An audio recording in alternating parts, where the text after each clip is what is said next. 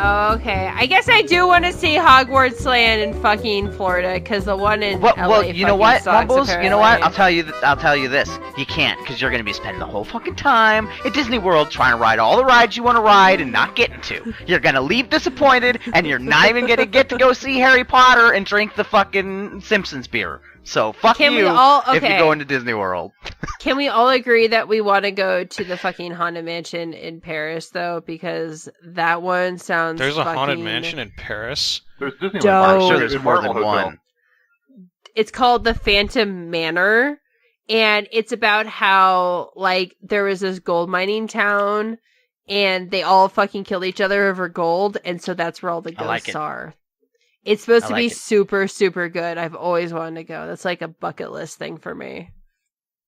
Oh man, that would be great to go with Madison, because she would hate it, and I would absolutely love the fact. and Paris Disney also has a steampunk Space Mountain.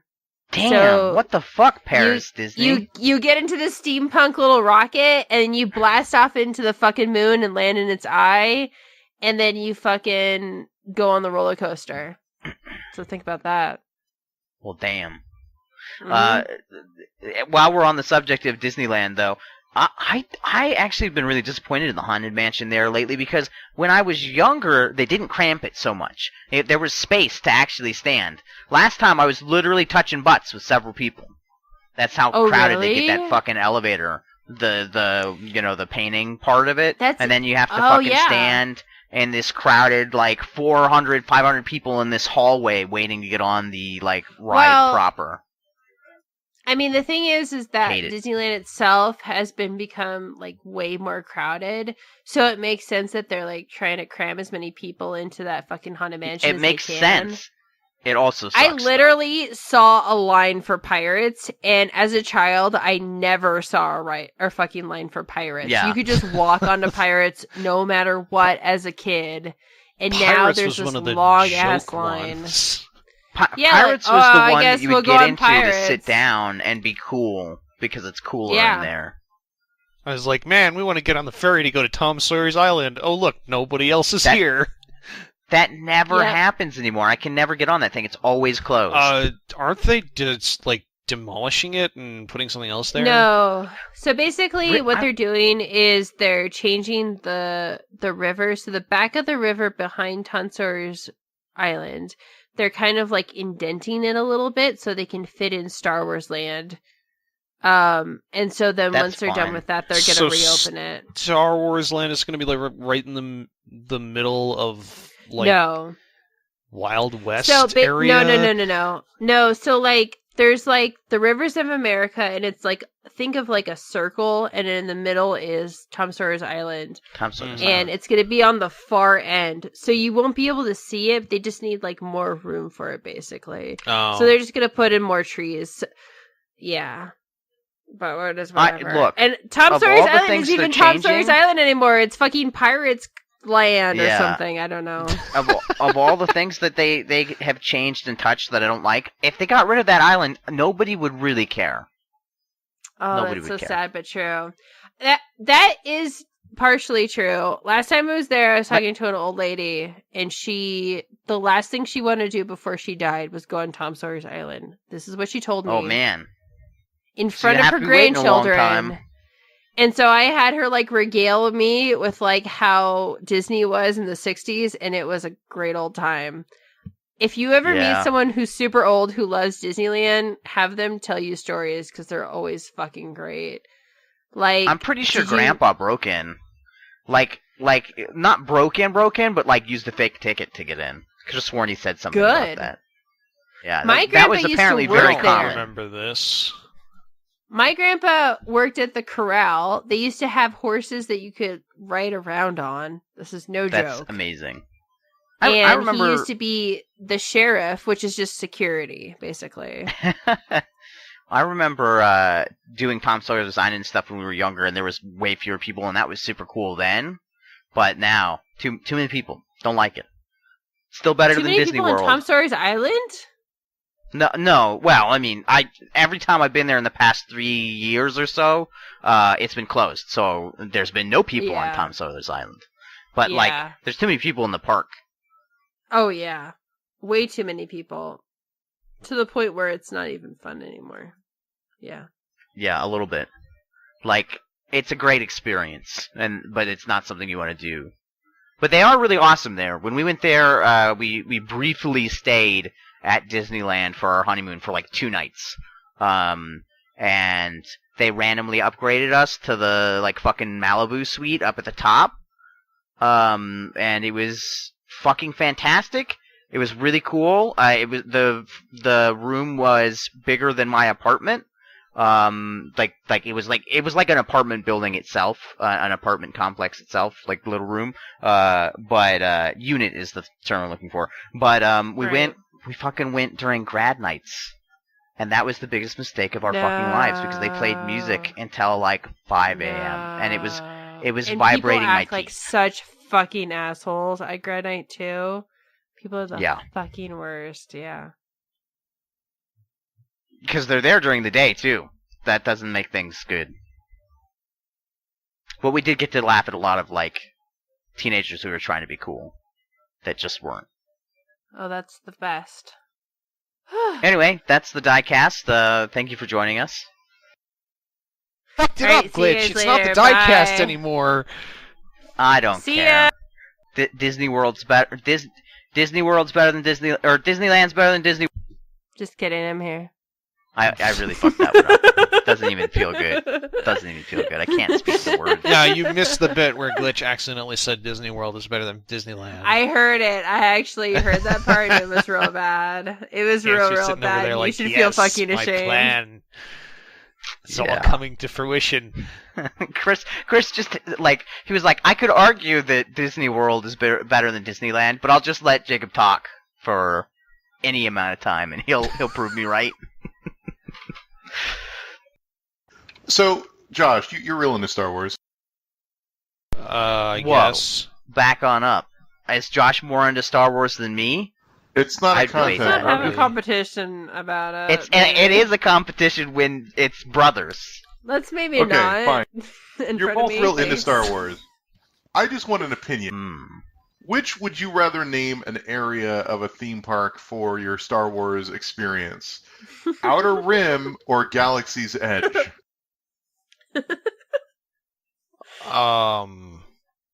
Neither of those sound good.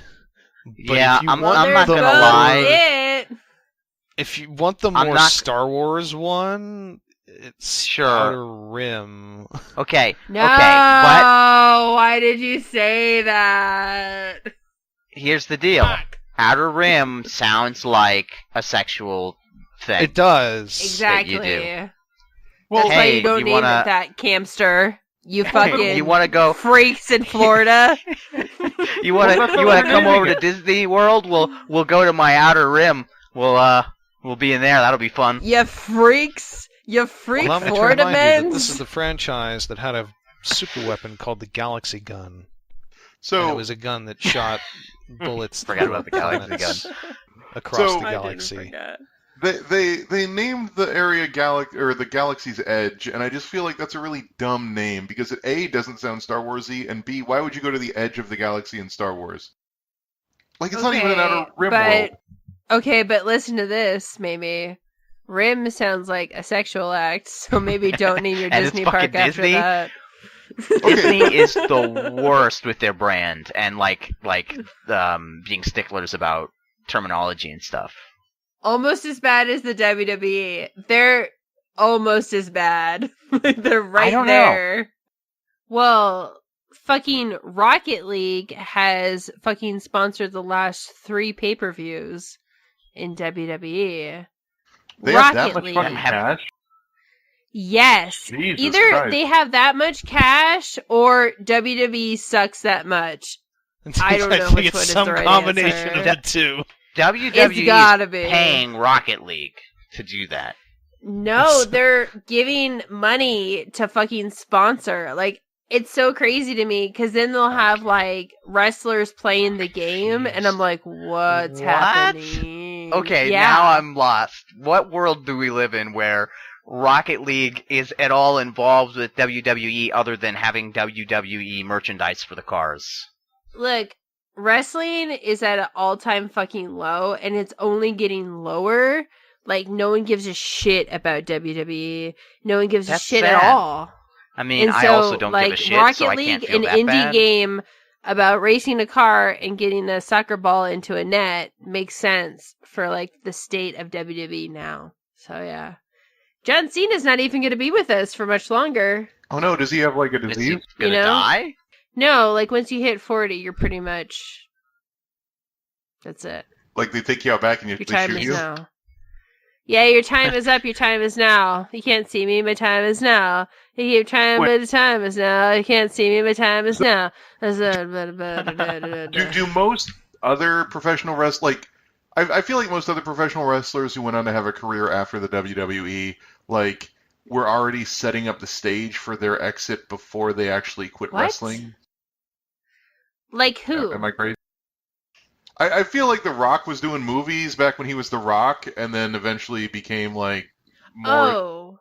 Oh, okay. Or, like, drag Batista. I thought you meant, like, they left WWE and then went into another wrestling promotion, which is insane. No, I thought... like usually, like, as you're a 30-plus-year-old wrestler, you know your time is limited, so you start doing acting roles, or you start doing commentary, or, like... And I haven't heard anything from John Cena, which makes me wonder what he's going to do after he retires. Oh, like, is that's John really Cena sad. big enough that, like, that's maybe not going to happen? Oh, that's really sad. That's really, really sad for me to hear, because the way that they spin it for the WWE, and I don't watch TV, so I don't really know. You sold him to a farm. They spin it. Yeah, they spin it in WWE like he is in TV shows. He's hosting this, he's hosting that. He's here, he's there. He's doing all these things in Hollywood. And I'm like, sure. Like, I don't know, because I don't have cable and I don't have TV, so I don't know. And I'm like, okay, whatever you say, WWE. So that's really sad for John Cena. And it's weird because John Cena is never there because he's always like, I'm busy with other stuff. I'm too much of a big star. And he's not. I don't know what He'll he'd be revive his Oh. rap career. As somebody who doesn't follow wrestling, am aware of The Rock because he went on to have an acting career, and I'm aware of Batista because he went on to have an acting career. But At that's this point, yeah. At this point, my question is The Rock more synonymous with wrestling or movies? Well, now he's not The Rock. Now he's Dwayne Johnson or whatever. Yeah, probably more with movies now, honestly. Because I saw him in Moana, and I was like, damn, I wouldn't have even recognized him if you didn't tell me it was him. It was an animated film. The voice. Batista's like becoming that for himself too, which I'm really happy for him. I'm honestly like super happy for wrestlers who can escape the like disgusting pull of the WWE. Like, good for them. And it was so funny, like Batista, last time he was in WWE, they were like grooming him to be the champion, but there was this other guy who everyone liked more. And so everyone booed Batista every time he came out, even though he was like this veteran who came back to win the title. No one cared. And so when he left, it was the most sarcastic, like, imagine the Queen waving goodbye. That's what Batista did. And he was like, bye, no one loves me anymore, goodbye. And then we never saw him again, and he doesn't want to come back. And I'm so happy for him because I don't want him to come back. I want him to go be successful, enjoy making movies, have a good time, make money, because wrestling is a fucking dying business and he shouldn't be here, is how I feel. He also seems like a really nice guy. Yeah, I love him. Can we... Nope, I totally forgot where I was going with that. I was going to ask something about wrestling and how it breaks down. Oh yeah, why is wrestling dying? That's the question. That's what I wanted to know. Do you actually want to know? Because it's a little... I am really curious. I won't make it too long. I won't make it too long. It's just the podcast. I No, did start not the recording. podcast. This is not the podcast. None of this is on the record. If you want to put it on the record, you can, because it's not... No, you can put this on the record because it's not controversial or anything. Okay, so in the 1990s, it was the perfect fucking era for wrestling. In the 90s, we had a lot of, like, sexual liberation. Everyone acted like 13-year-old boys. Everyone thought about like boobies and titties and all that stuff. And so it was perfect for wrestling because you can make a wrestling show based around blowing shit up. Fuck the man. Boobies, titties. How cool is that? Cool. We swear sometimes. Wow, that's neat. We also drink beer. Screw the man. And so that was all perfect for the 90s era. But like as it is now, people don't necessarily want to see that. For example, in the last pay-per-view, there was a superstar, and by the way, we called them superstars, not wrestlers, because that's how the WWE works. He put a man in the back of an ambulance and then drove that ambulance into a wall. And everyone was like, wow, that's super effed up. Why did you do that? Whereas, like, in the 90s, everyone would be like, wow, that's super cool. We've never seen that before. Rad. And so it's like the things that wrestling does and the things that wrestling is used to doing just doesn't fit the era. And that's why WWE isn't popular anymore. That said, there are indie promotions like Ring of Honor, New Japan, that do things that are new. Like, for example, my boy, Naito, the leader of the Los Ingobernables de Japón, his whole gimmick is he doesn't care about any belts. He doesn't care about anything. And he just goes into a match, and if you fight him, maybe he'll kill you. That's it. And that's new and weird and cool in like 2017. And then you have Kenny Omega, who is arguably the greatest wrestler of 2017, maybe even our era of wrestling. And his whole thing is like, I'm a gamer, I'm strong, I'm fast, I do scary things, I do these awesome promos that sound like a video game villain, and everyone is into it because everyone who likes wrestling are nerds. And so that's what I have to say about wrestling. Yeah, I was under the impression that like it was on the rise in like Japan. Yes. I mean, in Japan, it's not necessarily more popular in Japan, but if you go into a New Japan building and you watch a show, it'll feel like it is the most popular, amazing thing you've ever seen in your life, even though it's not necessarily popular with the whole country. I mean, there's a lot of things that we describe as being popular in Japan that are not popular with the vast majority of the Japanese population. And like New Japan came over to America to do a show. They did 2 shows in Long Beach, and they were like a big deal. They were a really, really big deal. And so right now, as far as like hardcore wrestling fans and interesting wrestling, Japan is outpacing WWE, which is just corporate, kind of boring. And like WWE keeps trying to do the same shit that was popular in the 90s, and it's just not working now. People just aren't the same people they were in the 1990s. And that's a weird thing to think about, since we're all so nostalgic about the 90s. I don't know. I think once Vince dies, maybe. I know that's a fucked up thing to say, but like he's the one. Vince McMahon is the owner of WWE, and he has say for everything. Everything, he books it, he creates the characters, all that shit is approved by him. And I think he might be too old now, and I don't know if he has the right vision, so maybe after he passes his... That's gotta be hard.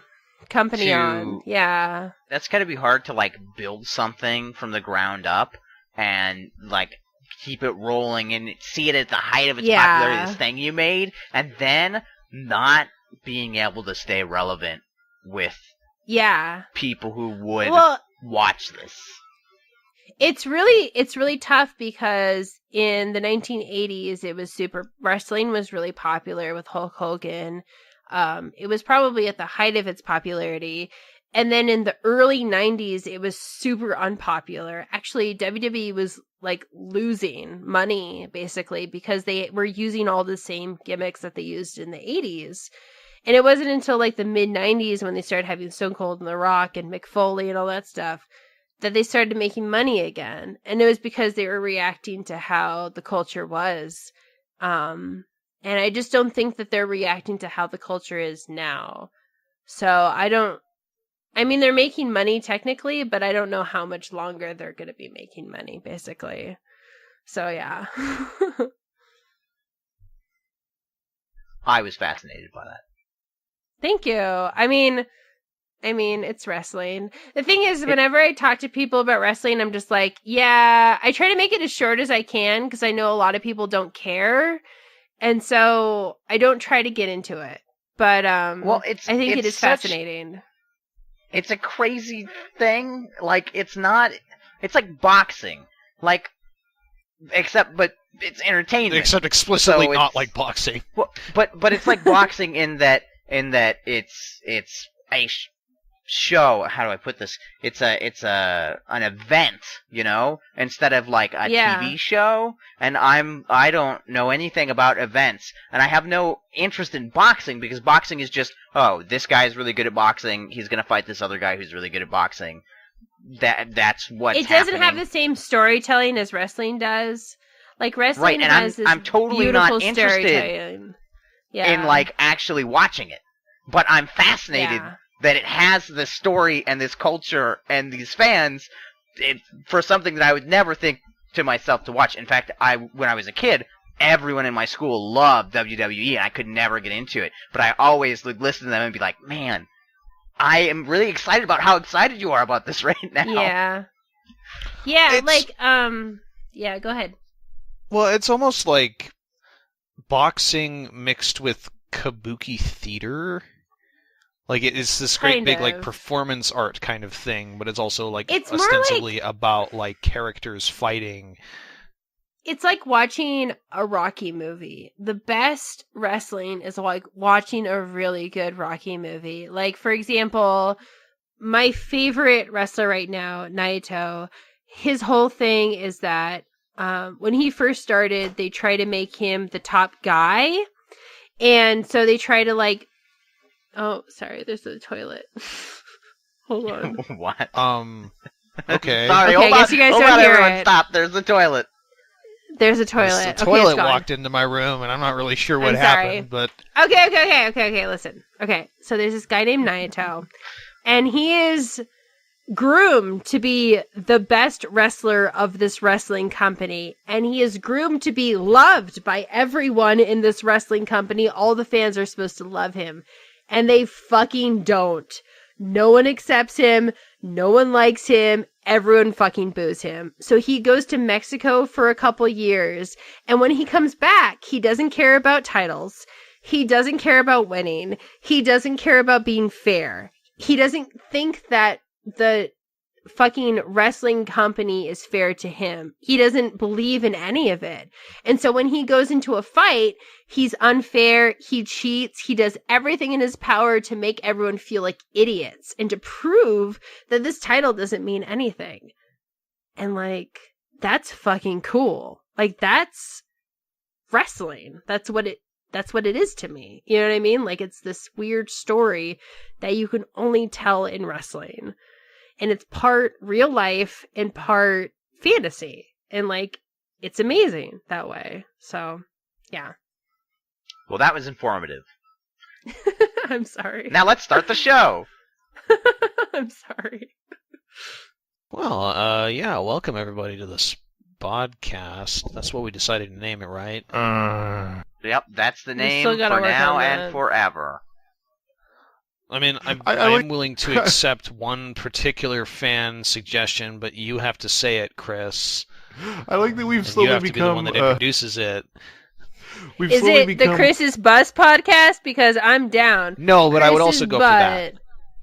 Chris's butt, Rutz's butt. That's it. That's the podcast name. Do you feel like we have too many Those butts? are the only two butts available. No, those are the only ones. There's only two. Those are the only two. There's only two butts on the whole podcast. We are hoarding the only butts on the planet. We're all here. Come get the butts. Two butt buddies. Butt come podcast. Check us out. Anyways. That'll get us in trouble. Don't call it that. About the two men who still have butts in the entire world.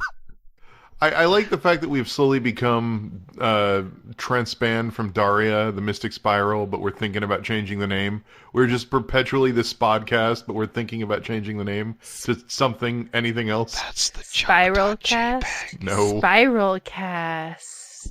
Why not Spiralcast? I don't know what spiral means, but it sounds better than Spodcast. Spiral is like a general sense? That's like what does it mean? No one knows. Gurren Lagann. Spiral? Yeah. You don't know what the word spiral means. But what does it mean in context of this podcast? Why would I like that. I like that. It's our oh god damn it, Chris, you ruined it. It could have been our mystery box. We were never supposed to address it. It could be like, what's your name? And that's a comment. A comment on our video increases our metrics. Dang. But you said it. We have never really properly addressed what the hell spod is supposed to mean. I always pronounce it Spodcast, like you guys are a bunch of potatoes, and I just come up once in a while and make you or spoiler buddies. Spud. Does that make me a cannibal? No, I serve you. I serve you to other people to eat as fries, and I make money off of it. So I'm like a dealer for human flesh. I have the weirdest image in my head. It's of you wearing a fast food worker outfit with a red cap and whatever, and all of us as French fries, and you're offering us out with the evilest grin on your face. That's all I can imagine. Perfect. And we're terrified. Yeah, you should be. You're about to be eaten. I like the Spodcast name now. I think we should keep it Spiralcast. What about Sonic Cast, where we just talk about Sonic the Hedgehog? And about how he always has to go fast no matter what. Even in face of those spikes. Is it? Gotta go faster than spikes. What? Where are you going to go, Chris? As a Genesis kid, I need to know where you were going to go with that.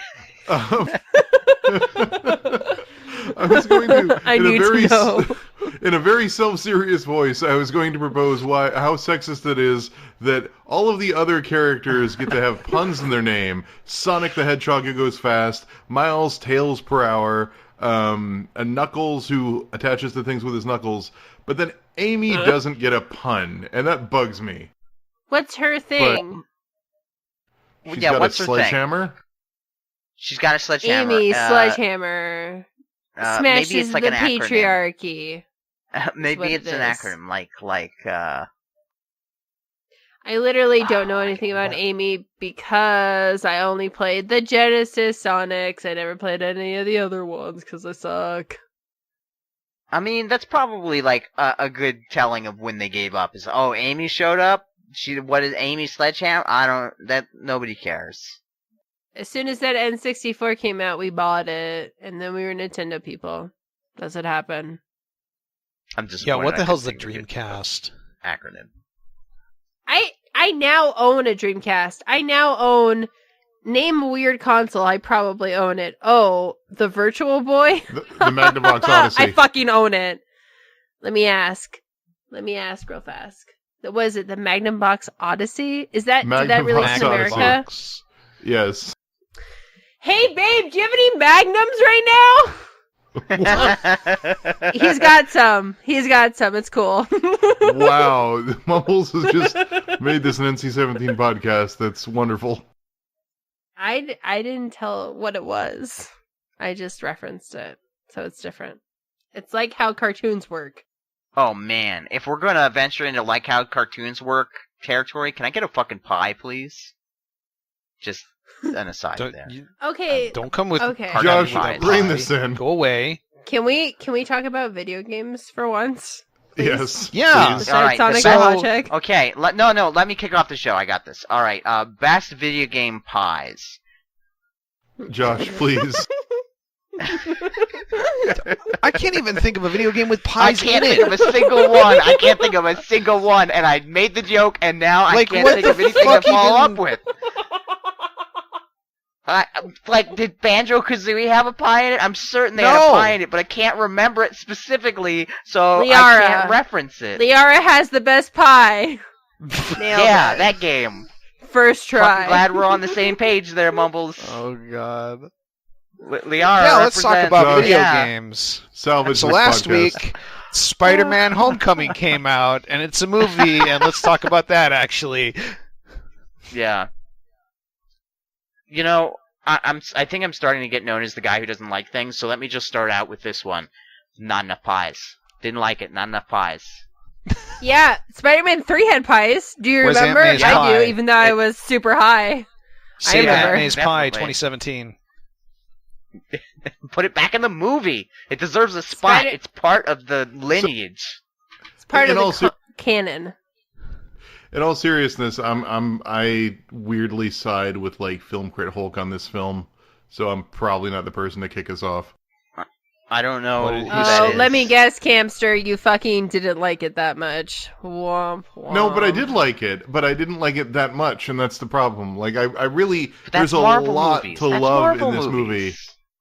Well, and I think maybe that's the problem, is that this is a Spider-Man film done in the vein of Marvel films, and there's so much it gets right, and so much it does wonderfully and amazing and better than any other Spider-Man movie that's ever come before it, and yet at the same time, it's got that it's got all the problems of a Marvel film, where there's no real lesson, no real thematic core, and it's kind of empty, even though stylistically it's awesome and it's got a bunch of characters you love. And it's super frustrating because I really, really love a lot of what's in this film. I love Michael Keaton's Vulture. It really is the first Marvel film in a long time that didn't suck. You mean Marvel villain that didn't suck? Yes, I'm dumb. But yes, it's the first villain in a while that has not been just sort of a generic businessman or whatever that had no motivation. It's not good enough for a fucking villain to get killed by a tiny train because Ant-Man was there? Oh, okay, I see how it is. Is that what happened in Ant-Man? He didn't even die from the train. Yes. No. That's what happened. Shush. Shush, Capster. That's what happened.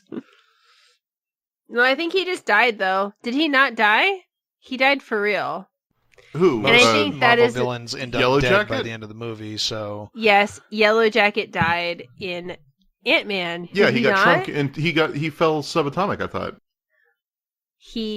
Or his suit blew up. I can't remember which. Got hit by a tiny train that was a toy for children.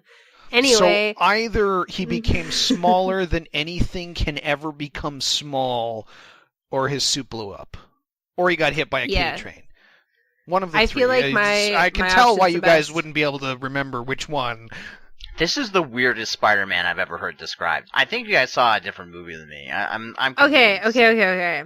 But seriously, all the other villains in fucking Marvel, besides maybe Loki, are not that and maybe fucking Star-Lord's dad are not that interesting. That's a good point. They're all just generic. I'm evil. I have this cool suit. Villain in Civil War was okay. I will kill you.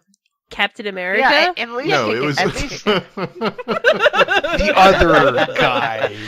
Baron Zemo.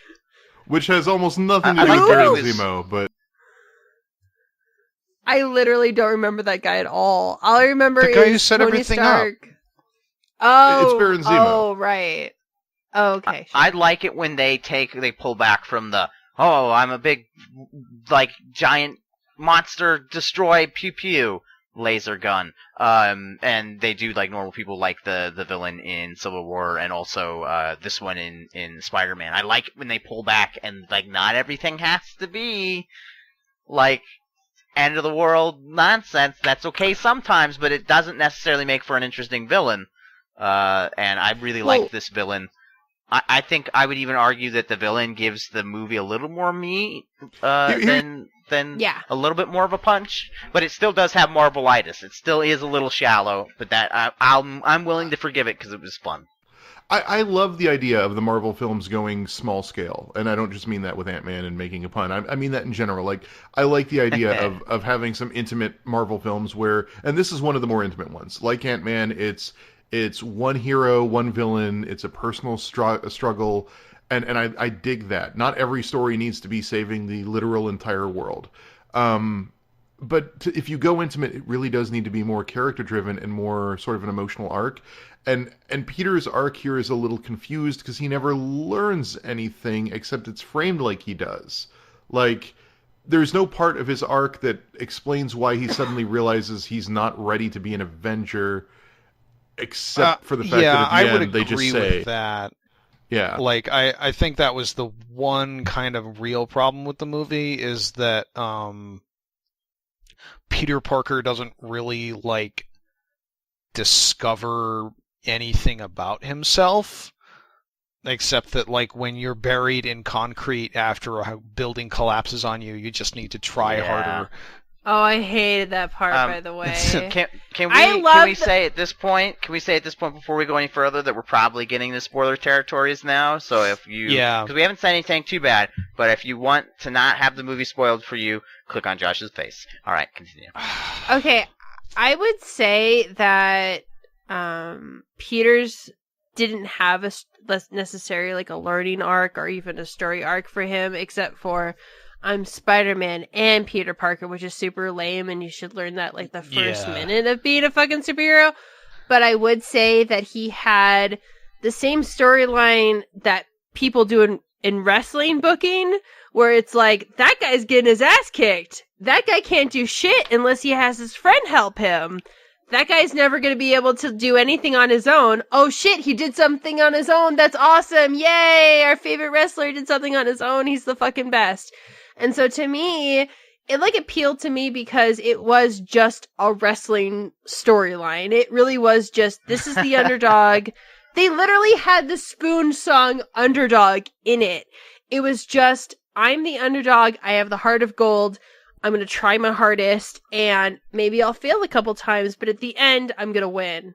And you're like, yeah, you did, buddy. Good for you. And like, that to me was a payoff for me. Especially since they don't really fucking do that in wrestling anymore. So, I liked it that way. If you think of everything as wrestling, it's better. I don't like have a problem with that plot in general. I just feel like, and if it had just been a generic Marvel villain, it probably wouldn't stand out so much, but like contrasting Peter's barely there self-actualization with like the villain's motivations and his speeches, like, and that's how it is in wrestling too, by the way. Yeah, I mean, and I would argue that's even how it is in comic books, where it's like the villain is the interesting one and the complex one, whereas the hero is the constant. And I think like that doesn't necessarily make for a good movie, but if you like comic books and if you like wrestling, then it works because you're used to that kind of storytelling. I think it was a good high school story. I mean, that's very much where Peter's at, and I know that, like, from my experience in high school, everything felt like things were going crazy and changing, but really not much changed. So in that way, it kind of reflects, I think, the stage of life Peter's in. And honestly, I took the story a little differently. Like when he at the end declines becoming an Avenger, I didn't necessarily see that as him being like, I'm not ready for this. Unless if somewhere I missed a line where he said that, I took that as Peter Parker has this thing that he cares about, and it's where he's at, and that's what he realized. Yeah. Because the whole movie, he's like, I want to be there, and then he realizes that his heart is really here. That said, I feel like that moment was a fucking, like, tip of the hat to fans. Because as a fan who's read the comics, who has seen Peter Parker in the Iron Spider suit before, I'm thinking to myself, don't fucking take that, Parker. Don't do it. Don't do it, Peter. And then he doesn't do it, and you're like, yes, this is the Peter Parker we want. Yep. I feel like a lot, like in the comics, he literally just goes with it, and he like goes down this bad road. And it's like, I think the movie was really busy trying to like prove itself. Like there's a lot of points where it's like, hey, and it we're really not had that old to. Spider-Man movie. Yep, hey, we're not that movie. We're not that other one hey, either. We're not like the comics. Yeah, and I think like that's just something they felt like they had to do. And as a fan, I actually felt that gratifying because I was like, please don't do this again. I don't like it in the comics. I don't like it now. I loved the sort of different setting. Like all of the sort of who you expect people to be are different. Like I don't know if you guys caught on, but I'm pretty sure that that one girl is going to be Mary Jane. She says MJ, I think she calls herself. She's going to be Mary Jane. And what? Why are you laughing? I'm sorry. I like the implication that was subtle. That was like as not subtle as you could be. God. Where like my friends call me MJ. Snob.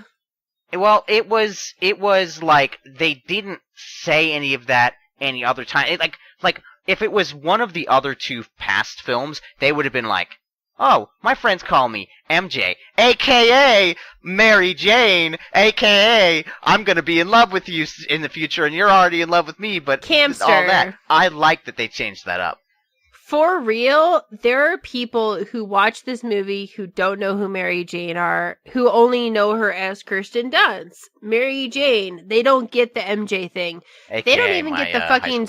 Crush. They don't even get the Scorpion thing. Like it's they don't get it. They don't get the Vulture thing. Like they don't see it the way that like comic book fans do. And so I think like some of the reveals are fine because it's for casuals. I am shocked how many Spider-Man villain. Like, Spider-Man has undeniably perhaps the best rogues gallery in all of Marveldom, and I am shocked how fast they're burning through some of them. Like, I know they didn't want to go to the old staples, but, like, burning through 3 separate villains in one movie is impressive. They didn't kill any of them, though, so I don't know what you're talking about. They killed the first Shocker, but then brought him back as a different guy. Which is fine for Shocker, honestly. Like, yeah, it that's didn't matter. Fine. But like Shocker doesn't die, Vulture doesn't die. Was really funny actually, where he kills Shocker, just because you know, like going into that scene, oh, this is where this scene's gonna go. This is the scene where the villain kills one of his minions randomly just to show how evil he is, and then he does it. But it wasn't random. The immediate line it wasn't random. Go ahead. Well, the immediate line is, I thought that was the anti-gravity gun. Yeah, I loved that like scene. That touch. I loved how, like, even the build up to the moment where he realizes he's gonna kill the guy, or at least like punish him severely. Like, I like that.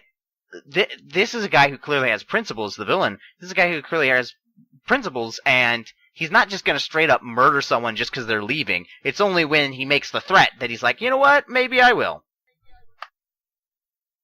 And also, like, he still doesn't really care, so it works on that level of, like, showing you that the villain is kind of evil, but also subverts it, and it works on both of those angles, which I thought was pretty good for a scene that feels, like, so obligatory as to be cliche at this point.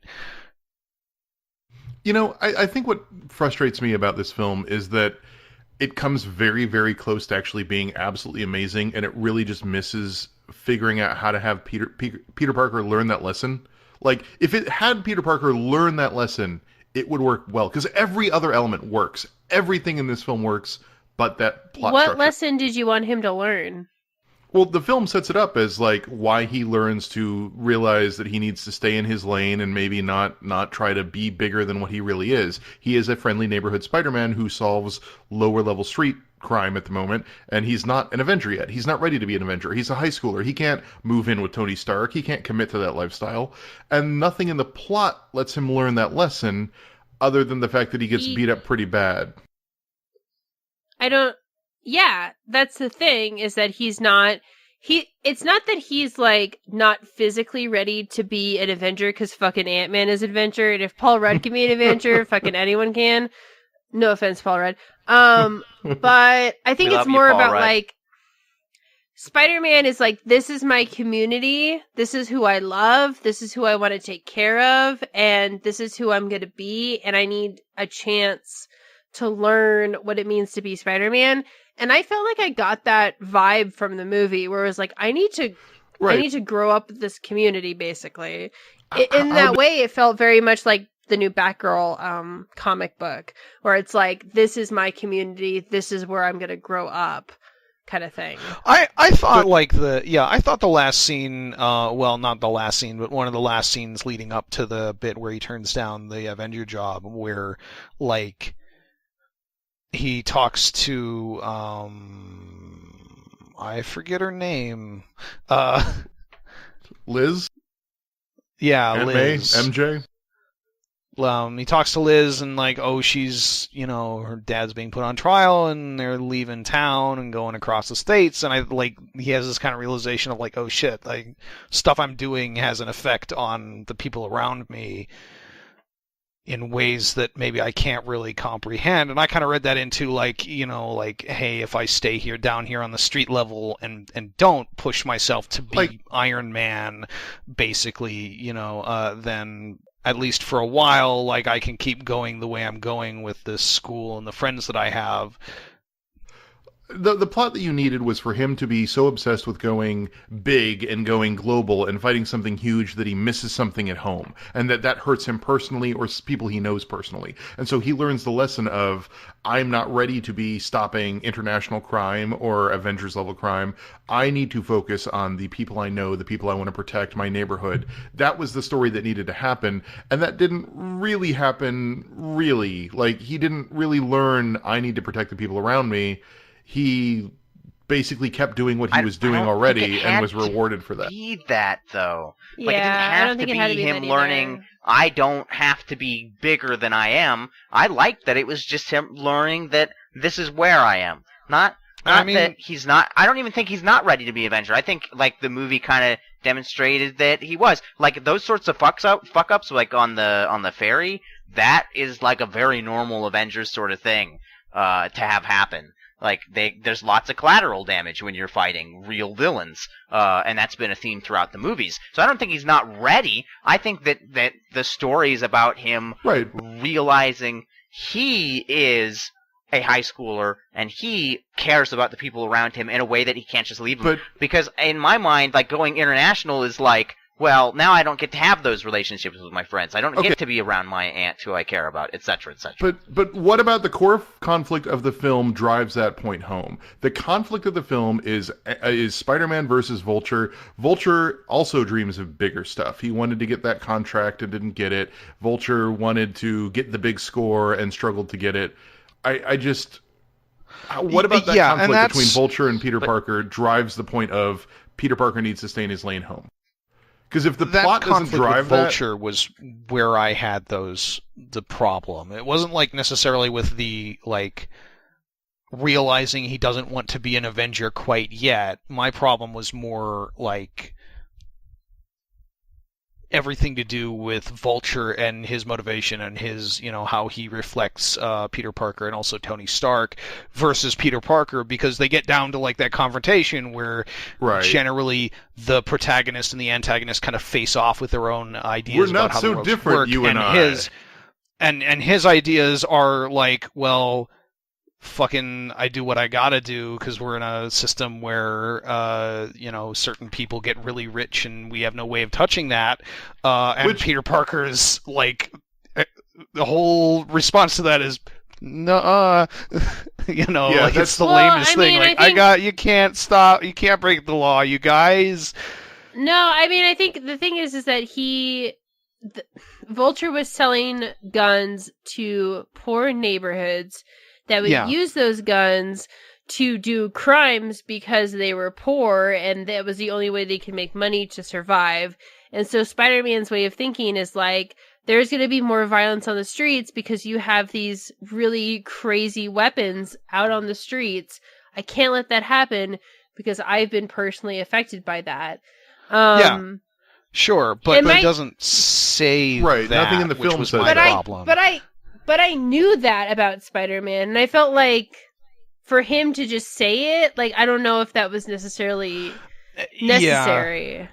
And that's another thing is, like, the way this film starts, or rather the way it doesn't start, because Uncle Ben isn't in this movie and doesn't die and is not like a big factor, like that's nice because, you know, we've been down that road so many times in movies, but also I feel like that might have given a more cognizant reason for Peter Parker to reject Vulture's ideas.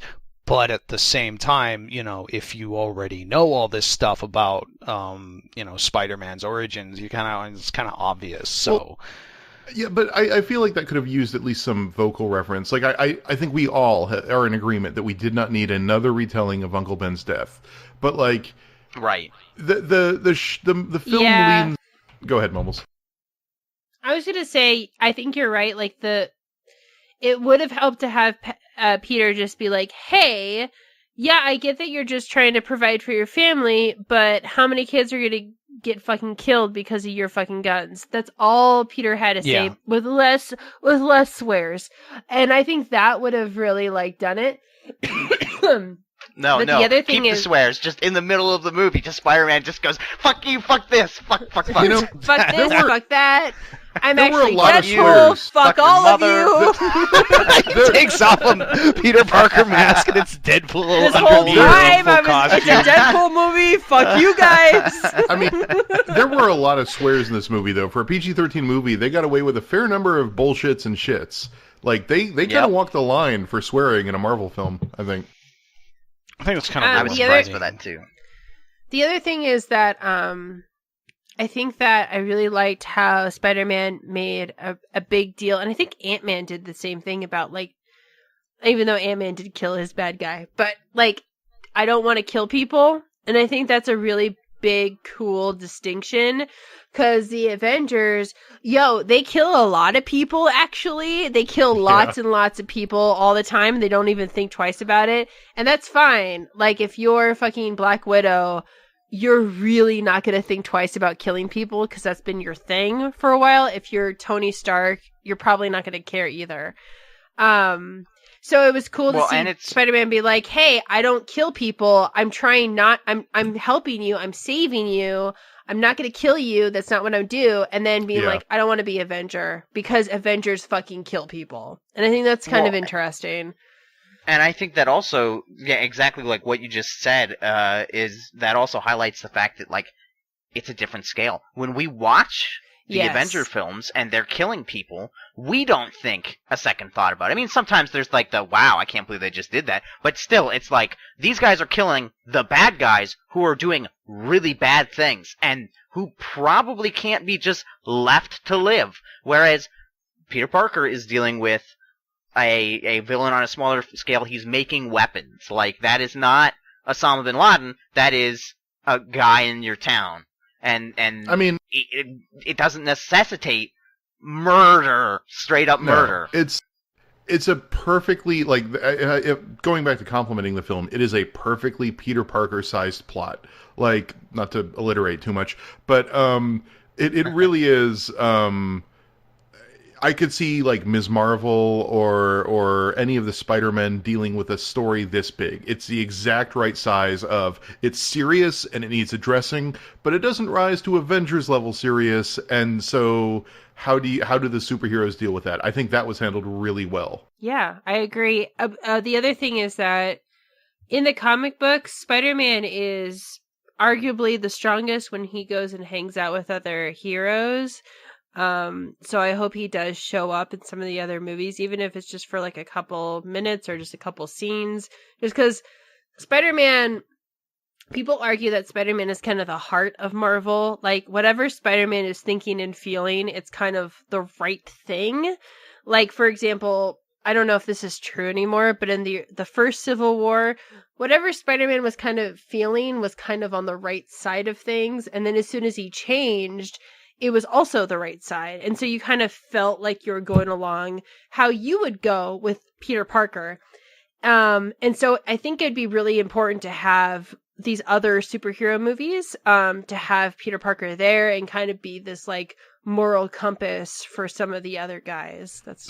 I think that'd be neat. From what I've read, we are aware of 5 films that are going to involve Tom Holland as Peter Parker. There are going to be, based on where we are now, based on what we know publicly, there are going to be 2 Spider-Man standalone films, one of which is Homecoming. There's going to be Civil War, which already came out. There's going to be a second Spider-Man standalone film eventually. And then there's going to be 2 separate films where he shows up as a supporting cast, presumably the next 2 Avengers films. So he's at least in Infinity War. We know that because we've seen him doing the trailer. I want to see him in Captain Marvel. Don't you want to see Peter Parker in fucking Captain Marvel with fucking Carol? Captain Marvel. Am I the only one? Carol kind of outclasses Peter. I know, but their friendship have like a brief maybe fling going? Yeah. They did. And it was great. In this particular universe, he'll be like 17 and she'll be like 35. I know, that's why I'm saying friendship.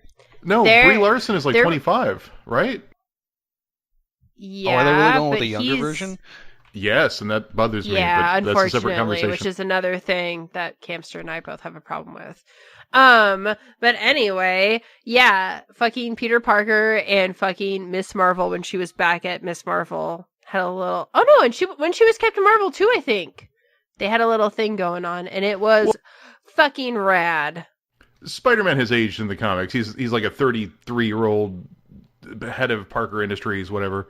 Also, did you know that the first Miss Marvel comic book back in the olden days, I don't know, the fucking 1700s, had Mary Jane, Peter Parker. She's always been linked with him, so I feel like it would be good. I mean, Jessica Jones went to school with Peter Parker, and I was weird seeing on screen what must have been Jessica Jones's old high school. Yeah. So one thing I want to state before I go, and this is my own idiotic not fan theory, but like weird thematic analysis that makes no sense and is bullshit, and people call me a moron. I feel like the Raimi movies are very much a Peter Parker story, and then the Amazing Spider-Man stories are very much the most recent Sony films before this were very much a Spider-Woman story, a Jessica Drew story, insofar as secrets about her parents and her origin, and she was destined to become this crazy spider lady, except it's Peter Parker. And then this film feels to me very much like a Miles Morales story, because it's all about looking up to a hero that sort of laid the groundwork. Never mind the fact that we basically stole Genki from the comics and named him Ned. Ignoring that, like, it's a story about a hero who looks up to a better hero and goes, I need to reach that legacy, and I don't know how to do it. And that is very much a Miles Morales story, because comic spoilers from 5 years ago, Miles Morales grew up as a Spider-Man in a world where Peter Parker had died and always wanted to become the next Spider-Man as good as the original Spider-Man and wanted to be that. So this felt like a weirdly Miles Morales story. The previous 2 were weirdly a Jessica Drew story, and then the Raimi films are a Peter Parker story. And that's how I read them, but then I'm a nerd, so whatever. Well, did you get that sweet little Miles fucking tip of the hat that they had? I did the excited hand gesture. I missed it. It was Donald Glover saying he has a nephew in the area. Donald Glover played the guy that is... okay. Donald Glover plays the uncle that is responsible, that is sort of the less reputable uncle of Miles Morales. It's like Drifter or He becomes Prowler. He becomes Prowler. Prowler! But I can't remember his actual name. I like the idea of a superhero / villain called Scammer. I'm Scammer. I'm the Drifter. Actually, the Drifter is a wrestler name currently in the WWE, so that's not my fault. That's not my fault. Scammer is the Marvel telephone version of the Riddler. Hello. Do you give me your social security? Your phone has been hacked. And I need to verify that you have the right number. Fucking Thor breaks in and beats the crap out of everyone in the building, and he's just like, I'm just a fucking phone scammer. I'm not going to make the joke I want to make. Okay, let's move on then. We all enjoyed it. It was good. Yeah, it was good. You should definitely see it. Cool beans. My stupid plot complaints are stupid. It is a good movie. It is an enjoyable movie. I recommend it. There's some really great like goofs on how Spider-Man operates too.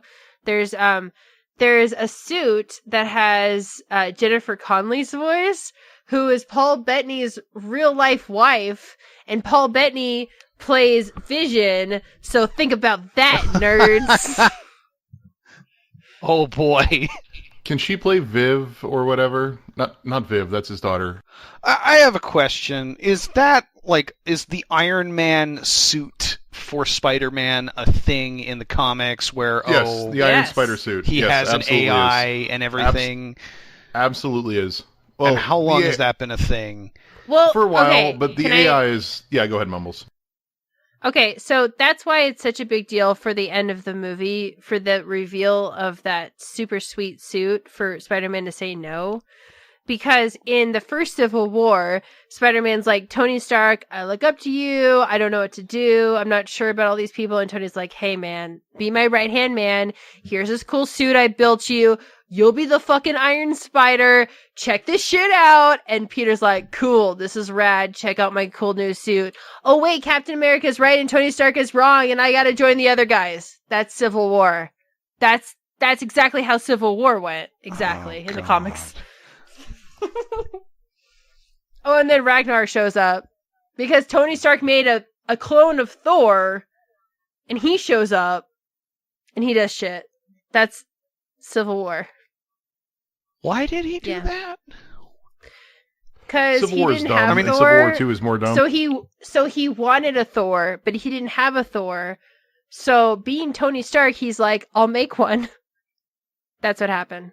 Yeah, I kind of forget that the Marvel Comics Tony Stark is much more like he's actively an asshole. Yeah. I'm making fun of it, but actually... But, oh my god, would you please lay off of Ant-Man, the sweet, sweet boy. Leave him alone. Our poor, poor Paul Rudd. Every time I bring up how much I love the Ant-Man movie, Camster's gonna bring me down with how shitty he is in the comics. And the new standalone Ant-Man is fucking great. The Scott Lang, it's fucking fantastic. It's good. When he's down in Florida trying to reconnect with his daughter. That old one from years ago, that was great. I don't mind. I wish they would capture his acerbic personality a little better. I watched the Avengers cartoon on DX or whatever the Disney Channel XD is. And even that captures a little bit more of his asshole personality where no one wants to call him. The very fact that you don't like Paul Rudd as fucking Ant-Man says something about you personally, Camster. Paul Rudd is a treasure to all of us. But that's the problem. A person. He's a good actor in a role that makes him too much of a teddy bear. Scott Lang is the irredeemable Ant-Man is supposed to be sort of an asshole. By definition, Scott Lang is kind of an asshole. Okay, but why not make him the MCU fucking version of MJ is some fucking Sylvia Plath fucking reading emo fucking flip you off at prom chick, and you can't have a nice Scott Lang? I don't understand. I know. So why not have a nice Scott Lang? I agree. So why not have a nice Scott Lang? Because I don't like the idea that Marvel... when you have a shitty ass Pym who's the shittiest man alive, and you can't have a nice man to balance that shit out for once, I don't. Come on. I'm a comics purist. I want my Ant-Man to be kind of irredeemable. All of the Ant-Mans are kind of irredeemable. You are a comics purist. No, you want them to do Civil War like they did in the comics? No. Do we want Civil War 2? He personally doesn't like Scott Lang because he said something bad to Jessica Jones one time. No, that's not the only reason. Yes. That's the main reason. He also said some mean things to Squirrel Girl a couple times. Okay, we've gotten to the meat of it, my friends. We've gotten to it. Look, I like Scott Lang. I'm glad that they made him a teddy bear. It's good, especially since Hank Pym is Hank fucking Pym. Everyone. I'm just saying. Okay, Mumbles, you're on a date with a dude, and you order a drink, and the dude's like, oh, you're gonna drink, huh? You're gonna order booze? Like, is that not a dick thing to do to a date? Yeah, but what if instead he's a sweetie boy who doesn't care if someone calls him a pussy? What if he's that instead? And then you're like, oh, I like that sweetie boy instead. Wait, the mean thing he said to Squirrel Girl was, "Oh, you're going to drink?" No, that was Jessica Jones. That was one of the 18 things. She also got pregnant, and he's like, "Is it mine?" And she's like, "No." And he's like, "All right, bye, lady." And him and Jessica Jones never got along. Their personalities clashed, so it's not his fault. Well, because Jessica Jones is cool, and he's a nerd. No, they're both super like jerks. They're both real big jerks, actually, in real life. And so, of course, they're not going to get along. But if you're a big old sweetie and you're like, hey, what's up, Scott Lang? He's like, hey, I'm sad about my daughter because she doesn't really love me anymore. Whoops. But she gets to be Stature. She gets to be a superhero, which it bothers me that they're not bringing her back, by the way. I want Stature. This is getting too nerdy. Yes. This is getting too nerdy, yeah, I lost agree. track of where we went. We're never going to agree because I like Scott Lang, both in the comics and especially in the movie. So it's Cassie Lang is cooler. I mean, when she's not fucking dead. Scott Lang dies a couple times, too.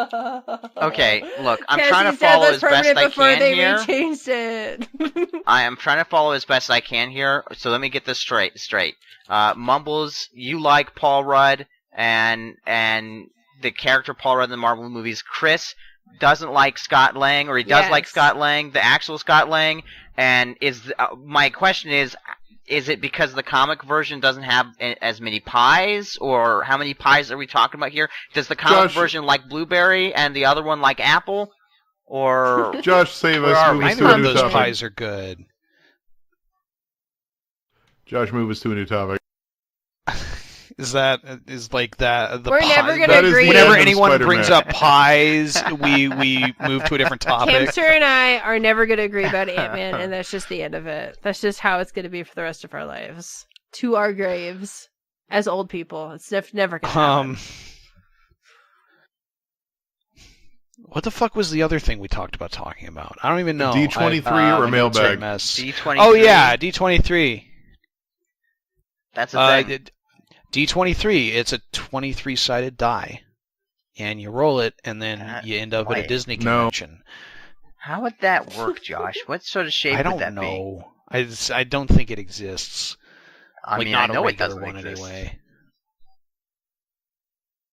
So, anyway, for those who don't know, D23 is basically E3 for Disney nerds. It's Disney's big announcement fest where they announce everything from film schedules and production lineups to theme park news to other stuff. Yep. What part of it do you want to talk about first, Camster? Since we're the Disneyland nerds here. I'm real into the theme park stuff. I mean, we can talk about the movie stuff, but there's not much news really from the film perspective, other than I guess a live action Lion King and some weird casting for Aladdin.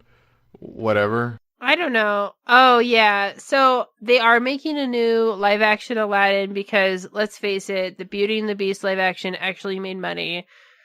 So they're going to make a bunch of live action movies based on the fucking cartoons. Yeah, I know. But everyone is really pissed that Will Smith is playing the genie, and I have no problem with it. Because it's just a voice, right, still? Do you want someone to, like, do an impression of Robin Williams? Because that seems like a bad call. That was immediately my thought. Like, I see everybody getting upset about this, but if you're going to have, like, what do you want? If you do anything close to Robin Williams, you're going to just be sitting there like, well, this isn't Robin Williams. But if you do, like, Will Smith, like funny Will Smith, like 10 years ago Will Smith, that might actually be really good. If he can harness 10 years ago Will Smith and be funny again. Yeah, why not? So that was the big controversy, but people just are thinking out of their butts. Well, the other thing is, go ahead.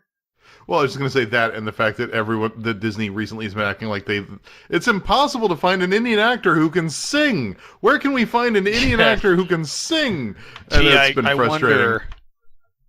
It's not like they have their own, like, musical, like, genre. In India, it's cool. Or their That's own, it. like, No. film, They don't you do know, that. central genre thing that's named after Hollywood, but with In a couple wrestling, letters changed.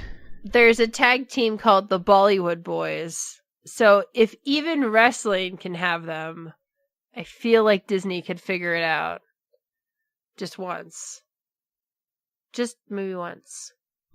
Besides, Bollywood is hilarious. They have some great stuff in Bollywood that Hollywood does not do and would maybe benefit from. I guess as far as like parks go, the big deal is that California Adventure is kind of bad.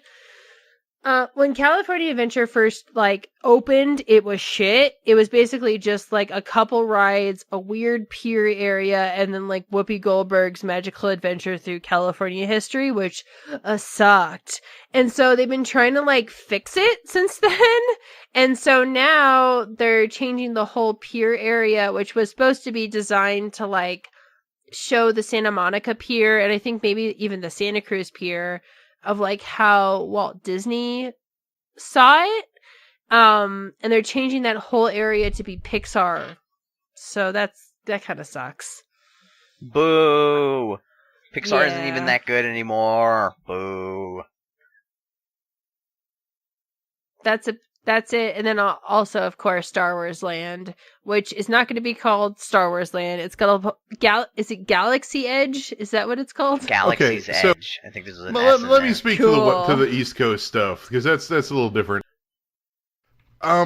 So first of all, they've announced one of the things that's interesting is they tried very hard to avoid discussing the things that they are replacing with all this new stuff, because they are replacing things, but they don't want to talk about that because they don't want to make hardcore Disney fans sad. So for example, the Great Movie Ride is being replaced by a new Mickey Mouse ride, and no one wants to talk about how the Great Movie Ride's going away, but they're all excited about the new Mickey Mouse ride, except everyone hates it because it's the new Mickey Mouse design, and for the record, I like the new Mickey Mouse cartoons. I don't know why everyone hates them. They're very modern, but change with the times. Grow up, folks. But I'm sure that the kids watching them like them, and that's all that matters to Disney. And the voices we hear are old, grown-up people. That's that are all like, that would matter to same. Walt Disney, too. Camster and I were talking about this before we started recording. Walt Disney's ideas, as far as we know, were that if it's working in the modern era, and if we can change to appeal to people and to tell our stories, we should fucking do that. But there are people who love Disney and love Disneyland and Disney World who don't want shit changed. And so any kind of change they are violently against. They cannot handle it, even though it's kind of against like what Walt Disney would have been doing, which is kind of interesting. What else? Ratatouille is coming to the France Pavilion in Epcot. Yay! That's neat. Congrats. That's really cool. I wish we got that. Fuck. But also coming to Epcot is a Guardians of the Galaxy inspired attraction, which is very interesting for reasons that Mumbles and I have discussed previously.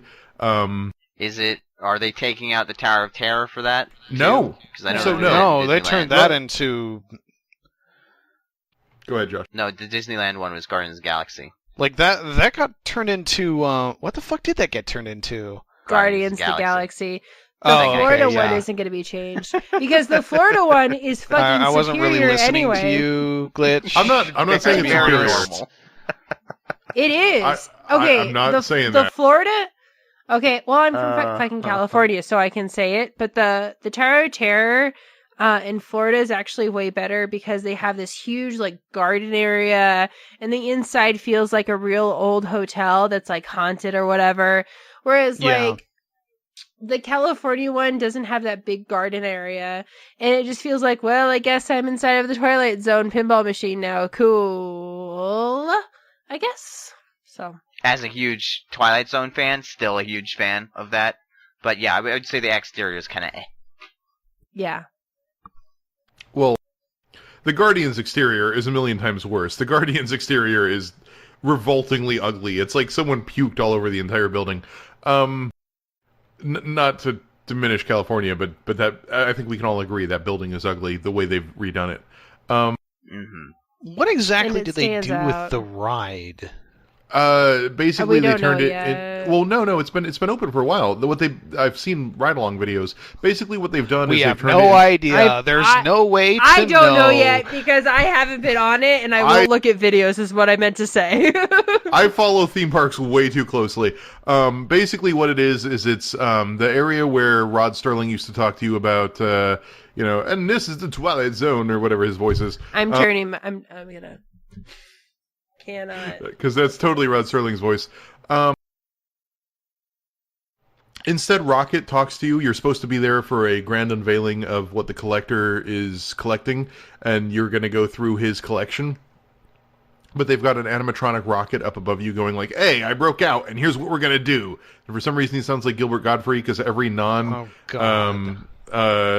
every non-Bradley Cooper version of Rocket Raccoon in the cartoons or anywhere else sounds like Gilbert Gottfried. It is Bradley Cooper, but it bugs me.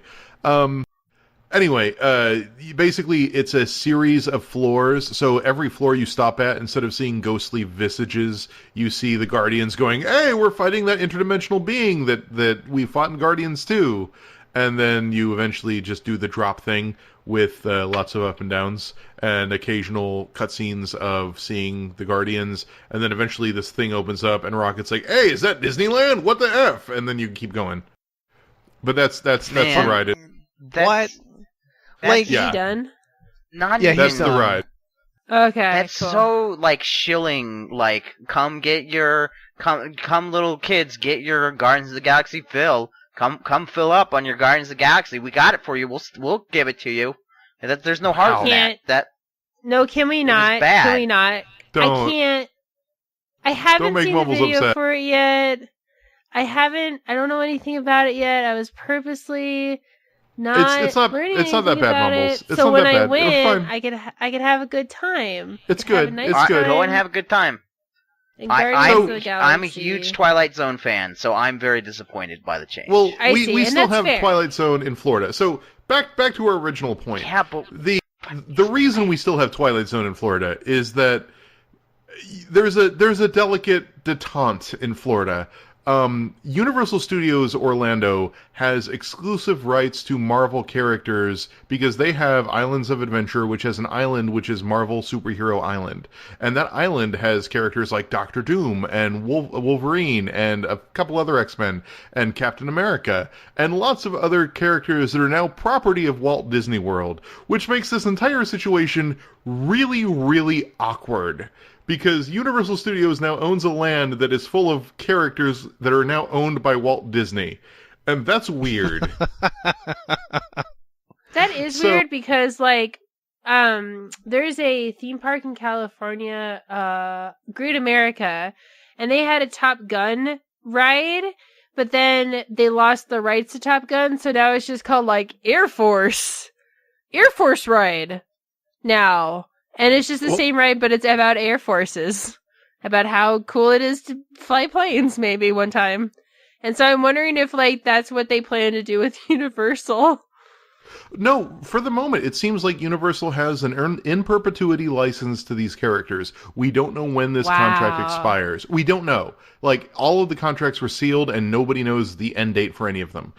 We know that they're long enough in term that they recently refurbished the Hulk roller coaster, and that probably is going to last at least another 5 years. So it's a decently lengthed contract.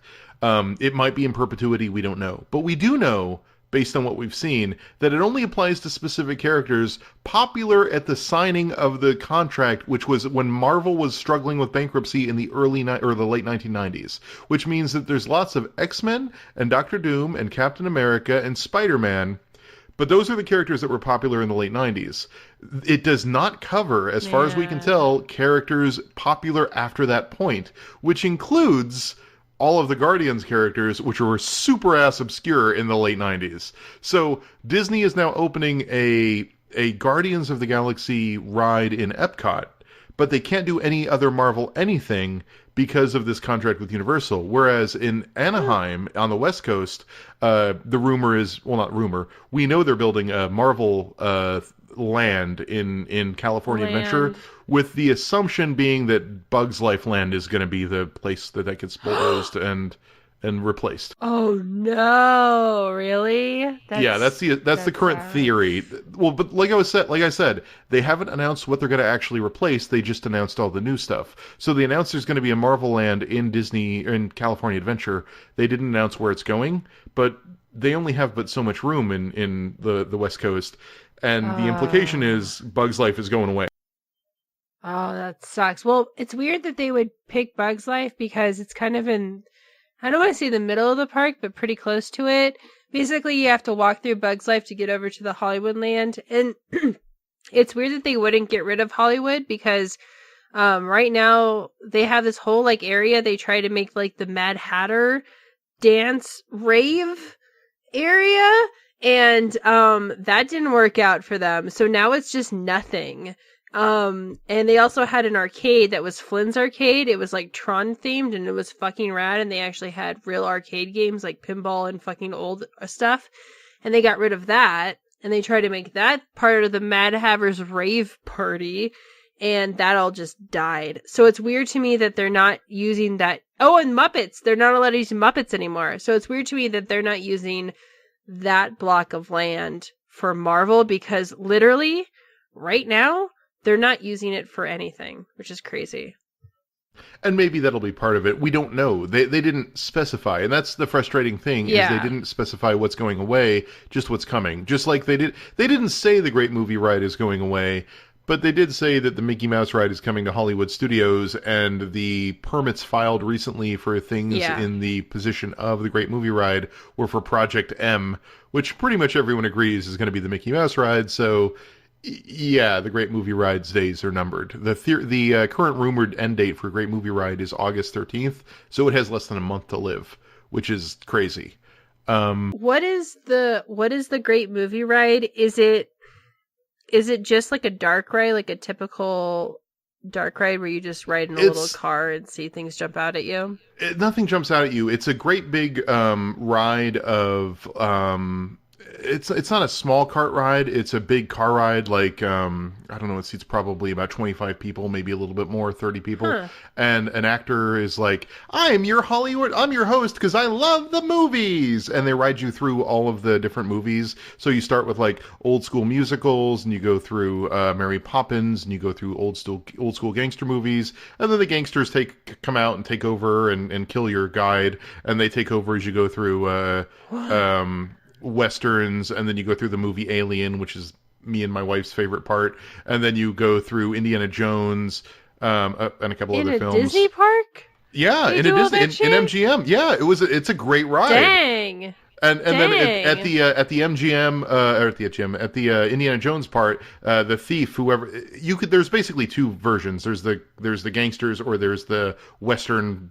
desperados, but whoever you get is like, I'm gonna go steal that jewel, and they go up to the top of the jewel and they steal it, and smoke comes up, and then your original host comes out and goes, ha, ta-da, anything's possible in the movies, and they come back down after the bad guy dies, and they guide you through the rest of the films of like horror and Tarzan and Casablanca and Fantasia and Wizard of Oz and like 3 or 4 other movies, and then you see a big montage of stuff at the end, and that's the end, and it's a big montage of film, and you'd be like, oh, movies are awesome, I love movies. And it's a feel-good ride, and me and my wife love it, but it's going away, and it's going to be replaced by a Mickey ride, which is sad. That sounds so nice. That sounds so nice. It's pretty cool. Away. What else do we have to talk about? I don't know how into Disney BS we want to get, because there's like the gondolas and the Star Wars hotel, and the Marvel hotel in France, and the Toy Story land. Josh, Glitch, do you care about any of this stuff? I've actually been wondering, like, how relevant is Mickey Mouse right now? Like that's the big thing with Disney. That's always been their big thing, is Mickey Mouse. And that's been part of the reason why they have fought so hard to keep copyright law in such a state where Mickey Mouse is theirs in perpetuity. And I've been thinking like this whole time, like, I don't really think about Mickey Mouse that much anymore. Does anyone else? Maybe if they'd fucking come out with the new Kingdom Hearts game, people would care about Mickey Mouse again. God damn. Oh, that's the other thing, is that they're coming out with a new Kingdom Hearts game eventually. Oh, you wanna talk about video games on this podcast? They're coming out with a new fucking Kingdom Hearts game eventually. It's not like the last one I played was like 10 years ago. 2018, we promise you guys. Literally over 10 years ago. Thanks for that, Square Enix. Apparently, you can go hang out with Toy Story, and you have a cactus for a sword, and you are a toy. That sounds nice. Okay, that sounds pretty awesome.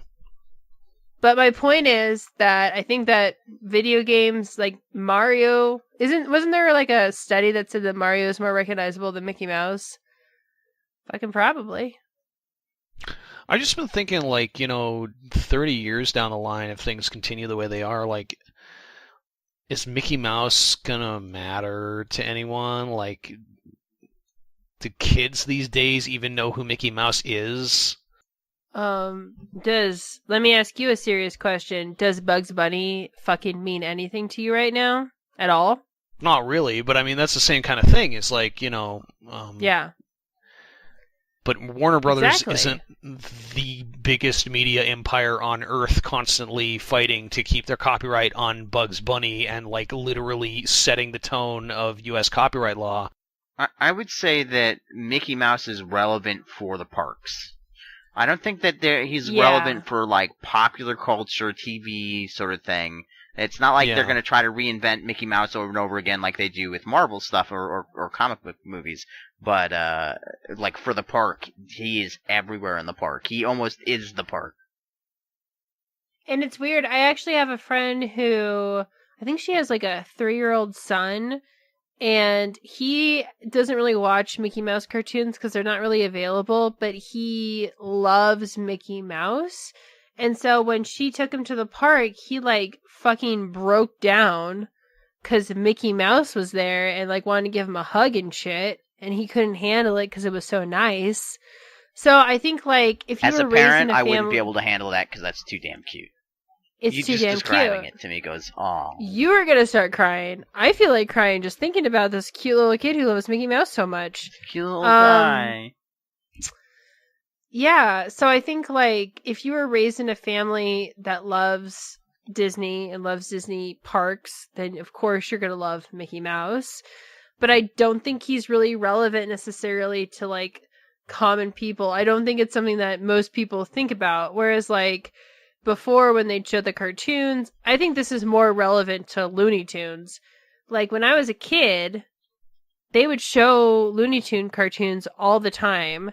I've seen every single Looney Tune cartoon because they were always on. And now they're just not. And, like, they're just not a thing anymore. And that's so weird to me. Anyway, I don't know. Anyone got anything more to say about Disney I think that wraps us up on parks Disney. Or conventions? I think that wraps us up. Do we want to do Mailbag? Yeah, let's do some Mailbag. I've got, like, an old question or two from, like, 2 months ago. Let's do it. It was aimed at Mumbles specifically. Me? And it's kind of sitting on the back burner. Do you want me to read this question, Mumbles? It's about Mass Effect. Sure. All right. Dear Spodcast, how do you feel about Mass Effect Andromeda and possibly the whole franchise being put on ice? I hope Mumbles is able to answer this question since they seem to be the continuous fan of the series, even as it has changed from third-person RPG to third-person shooter with RPG elements.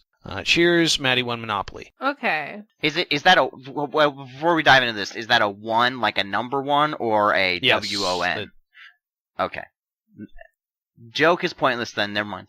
Okay, so if you go to my YouTube channel, Digital Mumbles, you know that I'm not a fucking fan of the new Mass Effect game. That said, I think that even the worst games can be saved by DLC. Cough, cough, BioShock Infinite, cough, cough. And I think, like, if they came out with some pretty cool DLC, I'd probably reinstall it. I have it uninstalled on my hard drive right now. And just to give you a frame of reference, I still have Fallout 4. I actually played Fallout 4, like, yesterday. And yeah, so, I saw you. yeah, so it's like, I keep a lot of games on my hard drive, but as a point to how much I fucking hated the new Mass Effect, I just deleted it. But if they came out with some new DLC, I would totally go and play it just out of curiosity. And if they managed to craft an interesting story, I'd be there. I'd go there. I think it's difficult for them because they tried to make a new spin on this franchise, and I think critically they failed. I think that there are some people who still really like the game and they're still loyal to BioWare, but I think overall the general consensus is that it wasn't that great of a game. And so I think that's why their DLC got pulled, and that sucks. I think that they should have been given the chance to prove that they could still do good storytelling and kind of redeem themselves. Because I think DLC to me is a great way to redeem a game, and to make it more interesting and to tell a small story in this grand giant space. So that's a bummer. Yeah. I think it's worth pointing out that, like, despite the fact that there have been 3 previous Mass Effect games, this was this particular studio's first try at it. Exactly. Like, since there's, like, BioWare's multiple studios now, and this BioWare Montreal, was this their first game that they ever, like that was a full game, or did they handle, like, some smaller stuff at some point? I don't know. But I think they did the Shadow Broker DLC. They did the Shadow Broker DLC. No, they did, sure. Omega. Wasn't it? I think it was Omega. Oh, okay. Not that good. And then they, not that good. And then they did the, like, they were the guys who were doing the multiplayer stuff for Mass Effect 3. Right, yeah. Still, I would agree with Mumbles. Like, I think a good team could be redeemed largely by DLC. I think it lets them respond to criticism of the original game. And I would also point to Mumbles' example of BioShock Infinite. Like, BioShock Infinite sucks! But BioShock Infinite's DLC was pretty fantastic. It's pretty good. I have to echo Mumbles' opinion on that. The especially the ones where you play as Elizabeth back in Rapture. Infinite's DLC was just weird, though, like, because they just went completely off the rails and were like, this has nothing to really do with the game. Good. It kind of does. Which was good. a good thing. Maybe yes. Sucked. Maybe Andromeda could have done the same fucking thing, you know what I mean? Like, fucking do it. Like, make it interesting. Yeah. Tell the story that you wanted to tell. Is it better to, like, tell a shitty, like, continuation of your shitty story, or do something completely different but that's small and works? And BioShock Infinite's DLC did work. It didn't fill all the plot holes, and it was a lot of fix conning, and it was not great, but it certainly was more enjoyable than the main game. Its stealth worked better than any of the combat in any of the main game. Which, Jesus Christ. And I think BioWare DLC, it doesn't have, like, an amazing track record like fucking Fallout New Vegas or whatever, but I feel like their DLC can be pretty interesting and can lend to telling more stories. Like, Shadow Broker was great. Fucking the Inquisition, the last one they did for Dragon Age Inquisition was off the rails. It was so good. It was really, really interesting if you like Dragon Age lore. Dragon Age 2, actually, the last DLC they did for Dragon that Age was DLCs, fucking great. I think, have been really good. Yeah. Like, yeah, they did and so it's Awakening, the expansion that was, like, basically a whole nother 30-hour game for Dragon Age Origins. And with then Anders. It was the good version of Anders. The Anders that made me want to romance Anders before I realized that he was really terrible in Dragon Age 2. Bleh. But yeah, my point is that, like, BioWare, no matter what studio it is, they tend to have a pretty good track record with DLC. So I'm guessing it would have been pretty good, and it would have given them a chance to redeem themselves. So it sucks that they got put on ice, and I'm sorry for that. The main game still sucks, but, you know. Here's my take on it. As somebody who hasn't played anything past Mass Effect 1, because, well, I tried Mass Effect 2, I was disappointed, and then, you fool. sucks. You didn't really finish Mass Effect 1, did you? You've never been No, I did. Oh, you did? I finished Mass Effect 1. It's Mass Effect 2 I never finished. Oh, okay. Anyway, the point being, well, what I was going to say is I don't really follow the series. I'm not a huge fan, but I will say that a game being put on ice can eventually maybe mean that it can come back and maybe come back better, as we saw with maybe Spider-Man. Just throwing that out there. So, like, maybe they can reboot the series or do something new, but giving it some time, to me, feels like the right move because there's so much negativity surrounding Mass Effect 3 and then Andromeda just not being a good game, as I've heard. And I know that it sucks because I kind of like the world of Mass Effect, but I want to see it be good. And that's more interesting to me than having a game every year. Cough, Assassin's Creed, cough. That's fair. I think that's fair.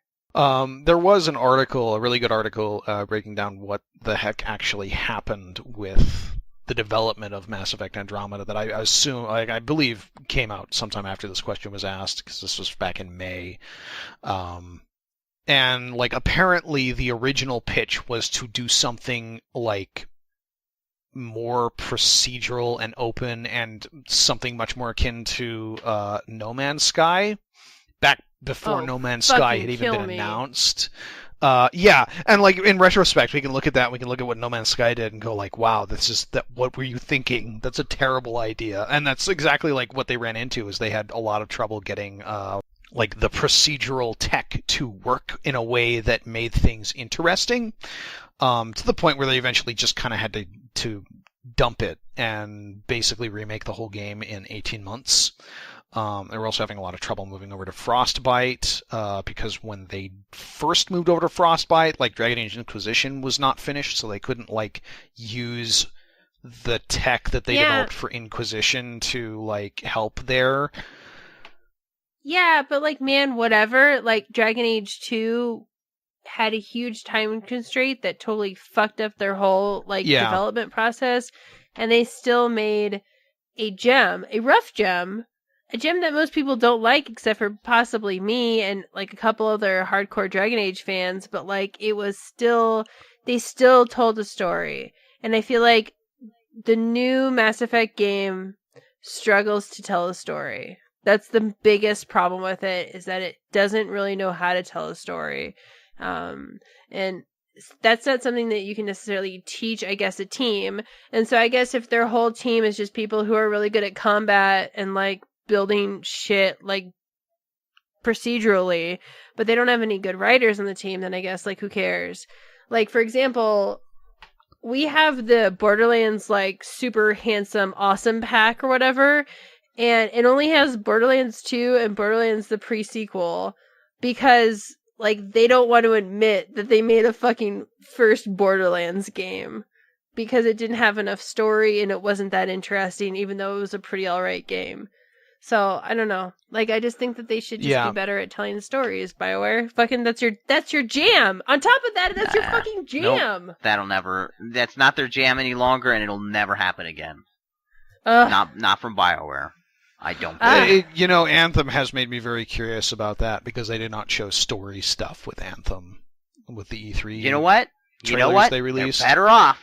They're better off not doing story. What the hell are they BioWare then?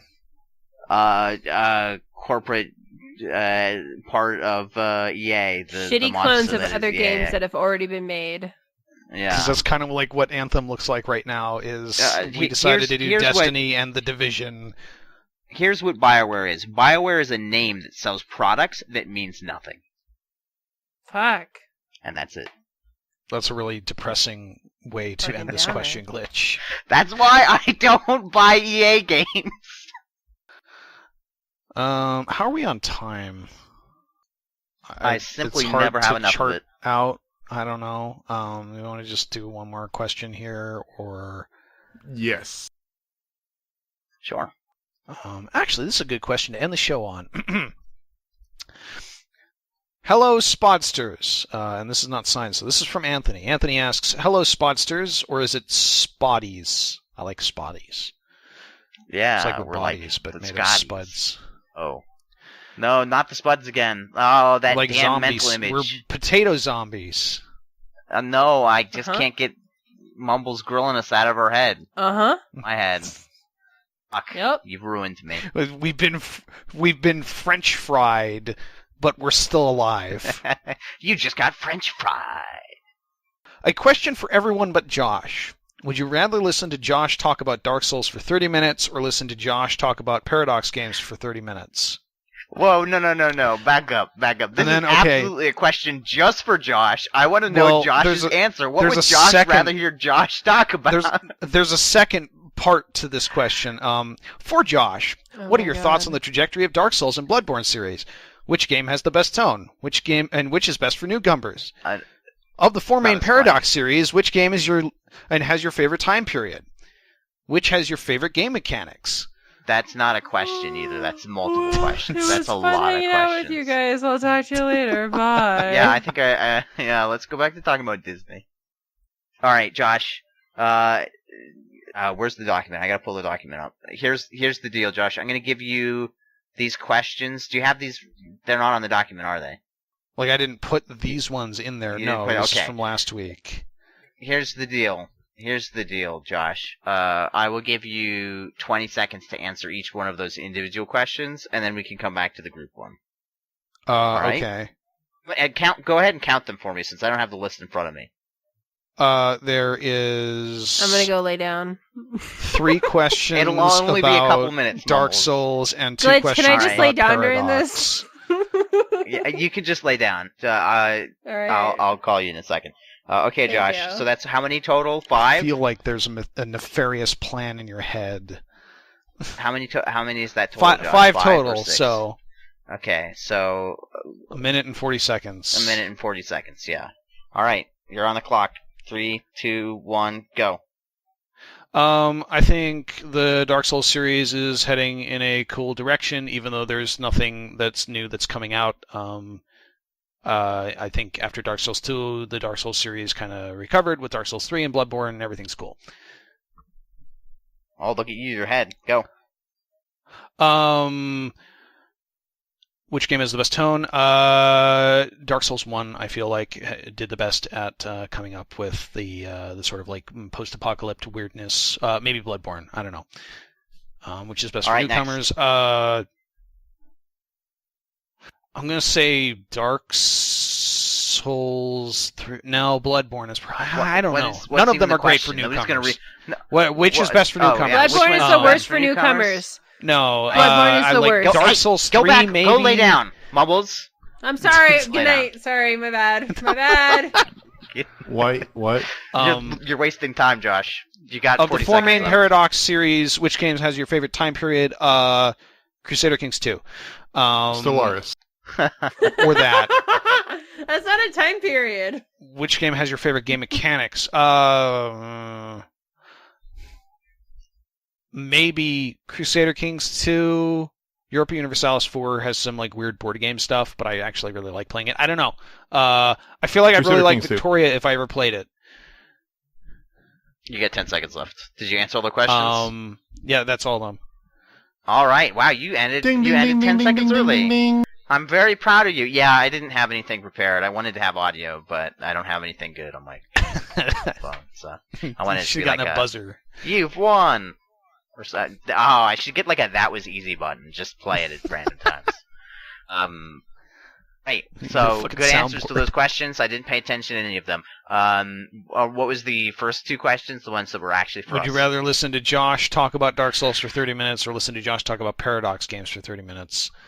Paradox games, because I don't know anything about them.